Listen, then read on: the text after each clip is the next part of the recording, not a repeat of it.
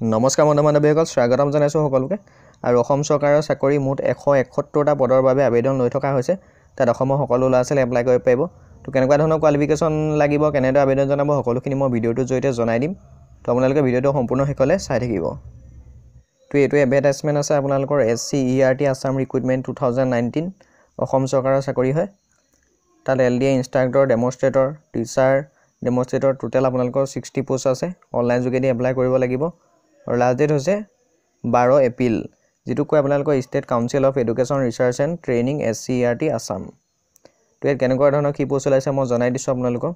প্ৰথমটো হৈছে laboratory assistant diet, তাৰ কাৰণে 2টা পোষ্ট আছে। BSc পাছ কৰিব লাগিব, কম্পিউটাৰ এপ্লিকেশ্যন থাকিব লাগিব। 2 নম্বৰটো হৈছে LDA কাম টাইপিষ্ট ডায়েটৰ হয়, টোটেল পোষ্ট 12টা আছে। তাৰ কাৰণে আপোনালোকে গ্ৰেজুৱেট কৰা হ'ব লাগিব এনি ডিচিপ্লিন।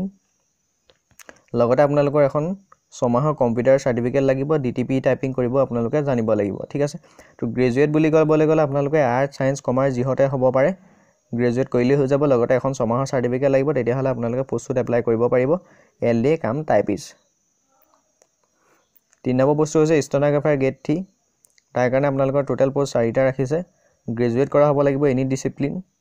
আপোনালোকৰ এখন লাগিব যিখন ষ্টেনোগ্ৰাফাৰ চাৰ্টিফিকেট, সেইখন আপোনালোকৰ লাগিব। লগতে কম্পিউটাৰ এক্সট্ৰাৰ চাৰ্টিফিকেট লাগিব।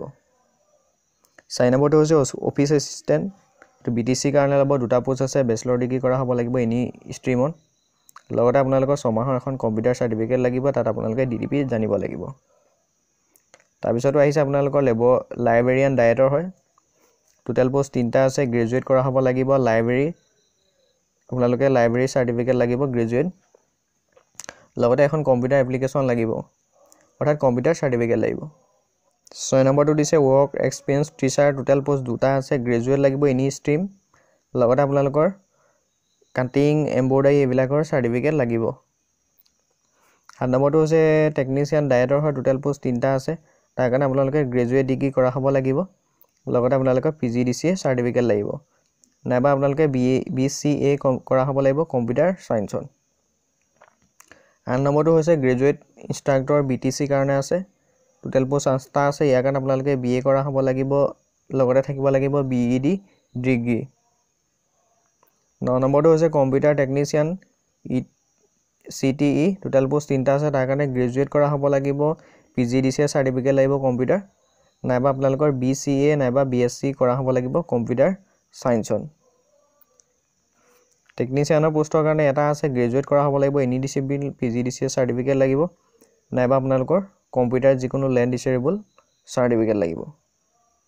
হিন্দী টিচাৰৰ কাৰণে পোষ্ট আছে এটা। ডিগ্ৰী কৰা হ'ব লাগিব, হিন্দী ছাবজেক্টটো মেইন হিচাপে থাকিব লাগিব। লগতে BEd ডিগ্ৰী থাকিব লাগিব। নৰ্মেল ইনষ্ট্ৰাক্টৰ, ইয়াৰ কাৰণে আপোনালোকৰ গ্ৰেজুৱেট লাগিব ছায়েন্সত, লগতে লাগিব আপোনালোকৰ BEd ডিগ্ৰী। ডেমনষ্ট্ৰেটৰ কাৰণে টোটেল পোষ্ট আছে 3টা। তাৰ কাৰণে আপোনালোকে BSc মেজৰ থাকিব লাগিব। BSc ছাবজেক্টৰ লগত আপোনালোকৰ physics, chemistry, botany, zoology, computer knowledge এইবিলাক লাগিব। তো আপোনালোকৰ মেজৰ হিচাপে ইয়াত কোনোবা এটা ছাবজেক্ট থাকিব লাগিব। লাইব্ৰেৰী এছিষ্টেণ্টৰ পোষ্ট আছে 4টা। তাৰ কাৰণে আপোনালোকৰ গ্ৰেজুৱেট কৰা হ'ব লাগিব এনি ডিচিপ্লিন, লগতে আপোনালোকৰ লাইব্ৰেৰী চাৰ্টিফিকেট লাগিব। 15 নম্বৰ হৈছে LDA কাম টাইপিষ্ট, টোটেল পোষ্ট 2টা আছে। গ্ৰেজুৱেট কৰা হ'ব লাগিব এনি ডিচিপ্লিন, লগতে 6 মাহৰ এখন কম্পিউটাৰ চাৰ্টিফিকেট লাগিব। ইনষ্ট্ৰাক্টৰ নৰ্মেল স্কুলৰ কাৰণে গ্ৰেজুৱেট কৰা হ'ব লাগিব ছায়েন্সত, লগতে থাকিব লাগিব BEd degree. Assistant teacher normal স্কুলৰ কাৰণে টোটেল পোষ্ট 4টা আছে। গ্ৰেজুৱেট কৰা হ'ব লাগিব ছায়েন্সত, লগতে আৰ্টছত হ'লেও হ'ব, লগতে থাকিব লাগিব BEd ডিগ্ৰী। অপাৰেটৰ পোষ্ট আছে এটা। এডুকেশ্যন কোৱালিফিকেশ্যন গ্ৰেজুৱেট কৰা হ'লে হ'ব, লগতে থাকিব লাগিব এখন ITI certificate. Normal instructor BTC এৰিয়াৰ কাৰণে আছে 3টা পোষ্ট। গ্ৰেজুৱেট কৰা হ'ব লাগিব ছায়েন্সৰ, লগতে BEd ডিগ্ৰী থাকিব লাগিব। তো ইয়াৰ আপোনালোকে সকলোবিলাক পোষ্টত এপ্লাই কৰিবৰ কাৰণে এজটো এনেকুৱা ধৰণৰ 18 পৰা 44 বছৰৰ ভিতৰত হ'ব লাগিব। আৰু OBC MOBC হ'লে আপোনালোকে 47 বছৰৰ ভিতৰলৈকে পাৰিব। আৰু ST SC হ'লে 49 বছৰলৈকে এপ্লাই কৰিব পাৰিব।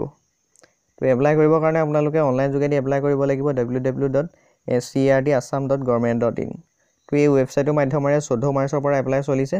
লাষ্ট ডেট হৈছে 12 এপ্ৰিললৈকে আপোনালোকে এপ্লাই কৰিব পাৰিব। কোনো ধৰণৰ ফিজৰ কথা উল্লেখ কৰা নাই, কিন্তু আপোনালোকৰ থাকিব লাগিব এমপ্লয়মেণ্ট এক্সচেঞ্জত আপোনালোকৰ নাম থাকিব লাগিব।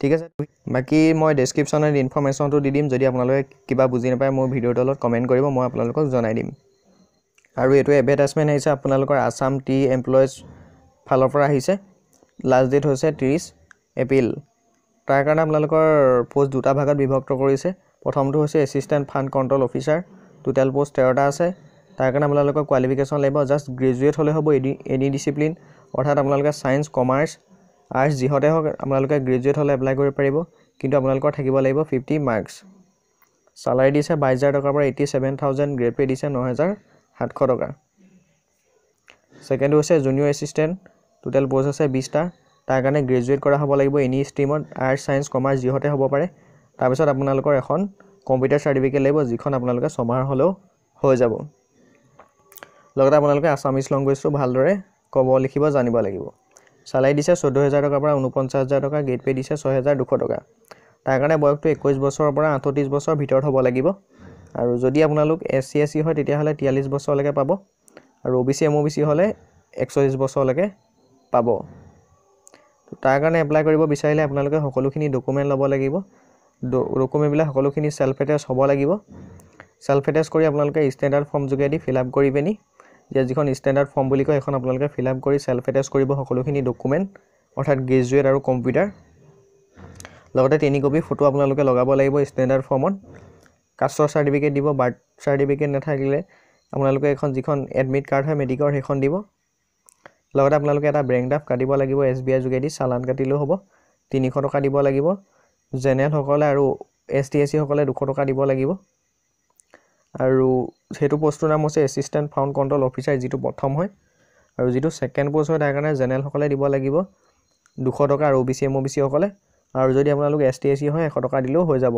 হেতু পোষ্টটো হৈছে জুনিয়ৰ এছিষ্টেণ্ট অৰ্থাৎ ক'বলৈ গ'লে দুটা পোষ্টৰ এপ্লিকেশ্যন ফিজটো বেলেগ বেলেগ আপোনালোকে নিজে চাই ল'ব পাৰিব আৰু আপোনালোকে তাত এটা 5 টকীয়া পোষ্টেল ষ্টাম্প লগাই পেনি পঠাব লাগিব এড্ৰেছটো হৈছে সেক্ৰেটাৰী কাম পিএফ কমিশনাৰ ATEPF অৰ্গেনাইজেশ্যন বৈশিষ্ট লালমাটি গুৱাহাটী 781029 তো আপোনালোকে এড্ৰেছটোত পঠাই দিব লাগিব ডাকঘৰ যোগেদি লাষ্ট ডেট হৈছে 30 এপ্ৰিল তো এইটো আপোনালোকে যদি বুজি নাপায় কিবা মোৰ ভিডিঅ'টোৰ তলত কমেন্ট কৰিব আৰু মই ইনফৰমেশ্যনটো দি দিম তো আপোনালোকে এবাৰ নিজে চাই ল'ব পাৰিব তো এইটো এডভাৰটাইজমেণ্ট আহিছে আপোনালোকৰ অসম চৰকাৰৰ অধীনত আহিছে DW অৰ্থাৎ ডাইৰেক্টৰ অফ এলিমেণ্টাৰী এডুকেশ্যন ফালৰ পৰা আহিছে তো ইয়াত আপোনালোকৰ 78 পোষ্ট খালি আছে তাৰে আপোনালোকৰ প্ৰথমটো হৈছে জুনিয়ৰ এছিষ্টেণ্ট আছে ডাইৰেক্টৰ অফ এলিমেণ্টাৰী এডুকেশ্যন তাত টোটেল আপোনালোকৰ 9টা পোষ্ট আছে সেকেন্ড হৈছে আপোনালোকৰ জুনিয়ৰ এছিষ্টেণ্ট ফিল্ড লেভেলত আছে তাৰ 58 পোষ্ট আছে আৰু 3 নম্বৰ হৈছে ষ্টেটিষ্টিকেল এছিষ্টেণ্ট টোটেল পোষ্ট 8টা আছে 4 নম্বৰটো হৈছে কম্পিউটাৰ ফিল্ড লেভেলৰ হয় তাত টোটেল পোষ্ট 3টা আছে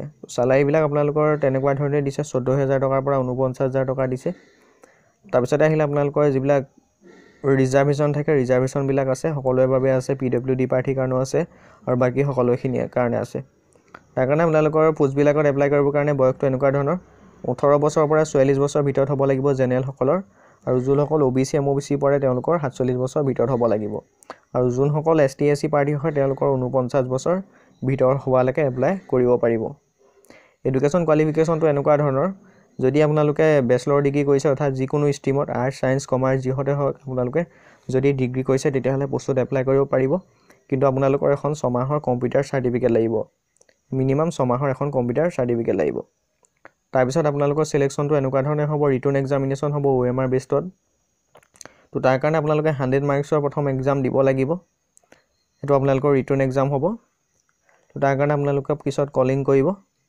ফাৰ্ষ্টত আপোনালোকে এপ্লাই কৰিব লাগিব হাউ টু এপ্লাই বুলি ক'বলৈ গ'লে আপোনালোকে অনলাইন মাধ্যমেৰে এপ্লাই কৰিব লাগিব 8 মাৰ্চৰ পৰা অনলাইনটো ষ্টাৰ্ট হ'ব আৰু লাষ্ট ডেট হৈছে 30 মাৰ্চ তো অনলাইন কৰাৰ পিছত আপোনালোকে কোনো ধৰণৰ এড্ৰেছত একো ফিল আপ কৰি পঠিয়াব নালাগে জাস্ট আপোনালোকে অনলাইন কৰি দিলে হ'ব তো ভিডিঅ'টো ইমানখিনি ভিডিঅ'টো ভাল লাগিলে লাইক কৰিব আৰু সকলোকে শ্বেয়াৰ কৰি দিব আৰু যদি চেনেলটো এতিয়ালৈকে সাবস্ক্ৰাইব কৰা নাই তেতিয়াহ'লে সাবস্ক্ৰাইব কৰি সাইডৰ বেল আইকনটো দবাই দিব তেতিয়া যিকোনো ধৰণৰ ইনফৰমেশ্যন আপোনালোকে লগালক সময়মতে পাই থাকিব তো এতিয়ালৈ ইমানেই ধন্যবাদ